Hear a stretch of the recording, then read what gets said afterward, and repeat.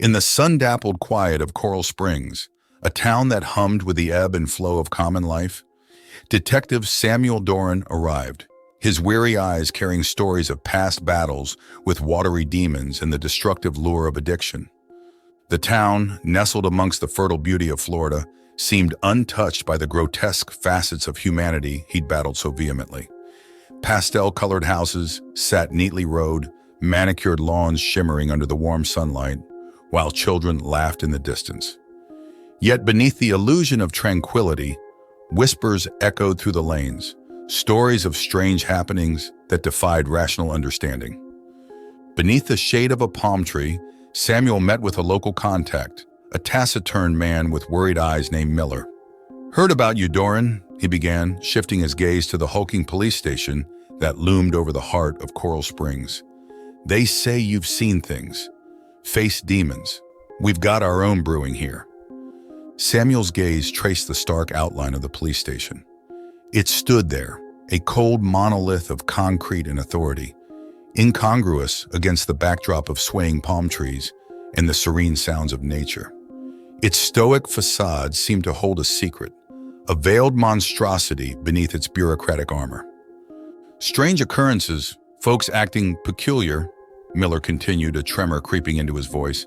"And all roads lead back to that damn station. Some even talk about a lab, hidden somewhere in there." Samuel listened, his blue eyes glinting with curiosity and caution, his mind sifting through Miller's words, linking them with the rumors he'd heard, rumors that had drawn him to this deceivingly peaceful town. He saw in Miller's hurried glances and lowered voice the truth that was beginning to unfurl, the insidious underbelly of Coral Springs. "I'll look into it, Miller," he finally spoke, his voice calm, betraying nothing of the storm building within him. His glance moved back to the police station, a newfound resolve stealing his features. The quaint town had just become a battlefield, the war against his personal demons woven intricately with the war he was about to wage against the unseen terrors that lurked within Coral Springs. Within the fortress of faded paint and cold iron bars, the ominous silence gnawed at him. The police station, reeking of institutional apathy and damp paper, carried a patina of normalcy. Its stark fluorescent lighting cast long, sinister shadows that clung to the crevices, hinting at unspoken fears and deep-seated secrets. Samuel moved with silent determination, his shoes whispering tales of intrusion on the polished linoleum floor. A distant hum of the air conditioner, the muffled chatter from the dispatch, and the occasional clatter of a typewriter were the only testament to life within these walls. The officers seemed distracted, their conversations threaded with subtle undertones of fear and anxiety. His seasoned instincts sensed the unease simmering beneath the surface, like dark ink spreading stealthily through clear water. Amidst this sinister ballet, he found himself drawn to a young officer named Collins, whose drawn countenance and nervous mannerisms told tales beyond the banality of paperwork. "Rumor has it there's more than meets the eye here, Collins," he ventured cautiously, the semblance of a friendly chat masking his investigative intent. Collins's eyes darted anxiously, then dropped to his hands. "Whispers echo, sir. Things beyond comprehension," he replied, his voice trembling like a leaf in an autumn wind. As the day wore on, he burrowed deeper, sifting through mountains of reports and dispatch logs, his experienced eyes uncovering faint traces of the horrifying truth. The reports spoke in hushed tones of unusual incidents, of people missing only to reappear strangely altered, their once vibrant personalities dulled, their movements eerily synchronized. In a secluded corner of the station, he found an old, rusted door leading to a room that wasn't on any of the blueprints. A clandestine place, wreathed in dust and secrecy, an ice-cold shiver, reminiscent of the floodwaters that once threatened to claim his life, ran down his spine as he pushed the door open. Within, he found nothing more than a set of stairs leading down into the abyss, into the heart of the rumored laboratory. The shadows seemed to thicken into an impenetrable darkness that echoed the cold dread in his heart. The stairs descended into the belly of the police station, into darkness that matched the spiraling disquiet in Samuel's heart. Each step echoed in the silence, the sound a grim herald of his advance into the abyss. Within the subterranean depths, a world unfolded unlike anything he'd known. Shadows danced, painting grotesque figures upon cold metallic walls, while strange humming machinery pulsed with an alien rhythm. It was a laboratory, just as the rumor suggested, veiled in secrecy and hauntingly empty. The stillness was interrupted occasionally by the harsh buzz of fluorescent lights, flickering like ghostly sentinels in the dreary expanse. His fingers traced over strange devices and vials filled with luminescent liquid, each discovery amplifying the dread that gnawed at the edges of his consciousness. Within this concealed hive, he found fragmented records, test results, DNA charts, and insidious notes about control and adaptation. His mind painted horrifying pictures as he connected the dots, the prospect of alien parasites burrowing into his consciousness.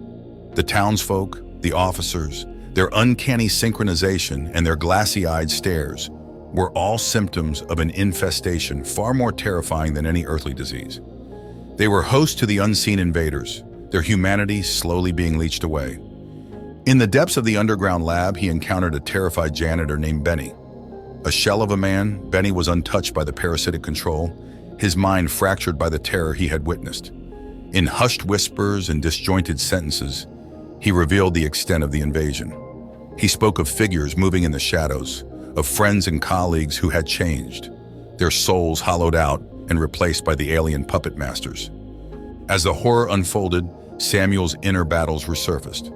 The invasion mirrored his struggle against addiction, the parasite's control reminiscent of the destructive lure that he had fought to break free from. His fingers twitched, craving the familiar crutch that had once eased his torment. But he clenched his fist, channeling his fear and anxiety into determination. His quiet bravery shone in the dimly lit lab as he consoled Benny, assured him of an escape. Together they navigated the labyrinth, their footsteps a duet of survival echoing in the hollow chambers. Their flight led them to the mouth of the labyrinth, the exit a beacon of hope in the darkness. The shadows seemed to recoil as they approached, a primal fear creeping into the core of the alien invaders. Yet the sense of triumph was tainted by the dread of the unknown. They had escaped the labyrinth, but the nightmare was far from over. Emerging from the bowels of the station, Samuel and Benny found themselves in a world askew. The town of Coral Springs, once an idyllic haven, now lay ensnared in an unseen nightmare. The stars above blinked pitilessly, indifferent to the grotesque transformation below. The townsfolk moved with an eerie grace, their bodies perfectly orchestrated by their alien puppet masters. Their hollow laughter rang out, an orchestra of discordance that twisted the serenity of the night into a grotesque caricature. The once comforting familiarity of Coral Springs now seemed a mirage, revealing a reality that twisted the stomach. Samuel, a beacon of resilience amidst the spreading darkness, felt the tide of his personal battle rise. The town's transformation mirrored his fight against the relentless pull of addiction. He was once again caught in the current of a flood, a river of madness that threatened to consume his sanity. Despite the chaotic transformation, his investigative prowess and unwavering resolve urged him forward. He reached out to contacts beyond the town's borders, his frantic calls painting a dire portrait of the encroaching terror. Yet his revelations were met with disbelief and derision, his pleas falling on deaf ears. The isolation was a cruel echo of his battle with addiction, where understanding and empathy were often elusive. Meanwhile, Benny, a humble janitor turned unlikely ally, clung to Samuel's steadfast bravery. The pair navigated through the town, their interactions highlighting Samuel's compassionate nature despite the surrounding horror. He transformed from a haunted detective to a beacon of hope in a world succumbing to madness. In the heart of the night, they witnessed the full extent of the infestation. In the town square, under the spectral glow of streetlights, they watched the infected townsfolk move in harmony, a macabre ballet dictated by their unseen invaders. This image of the townsfolk, once familiar faces reduced to puppets, underscored the magnitude of the threat. As dawn approached, exhausted and terror-stricken, They found refuge in an abandoned house on the outskirts of town. The quiet camaraderie between them provided a respite from the escalating horror, their shared determination an ember of hope against the encroaching darkness. Yet the safety of their hideout was ephemeral. Through the misted window, Samuel watched as the first light of dawn revealed the extent of the town's transformation. His heart sank at the sight of the lifeless town.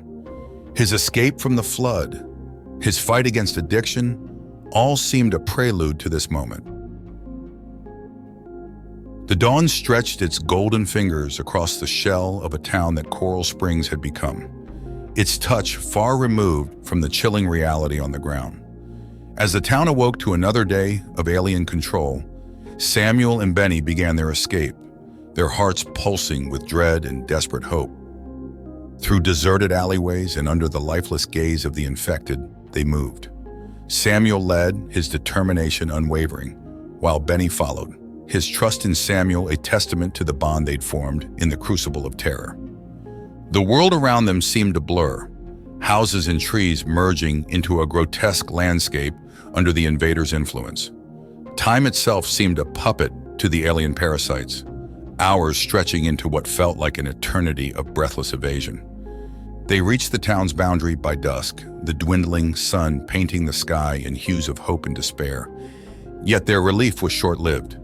Behind them, the infected townsfolk converged, their synchronized movements reflecting the last rays of the dying sun. Their chase was a terrible dance, the invaders relentless, and their escape desperate. Yet, amidst the fear, Samuel found a perverse beauty in their plight. It was as if they were caught in the maelstrom of a cosmic ballet, their steps traced by unseen puppeteers against the vast canvas of the universe. In the chaos, he glimpsed a reflection of his own struggle, the parasitic invaders echoing the destructive allure of his past addiction. He understood then the horror was not merely an external entity, but a reflection of internal demons mankind constantly battled. As the infected horde closed in, their escape seemed a fleeting dream. But in that moment of despair, help arrived. A convoy of vehicles bearing insignia of national security agencies broke through the night's stillness. His earlier calls had not been in vain. The cavalry had arrived, their arrival heralded by a rain of light and sound that scattered the infected hosts.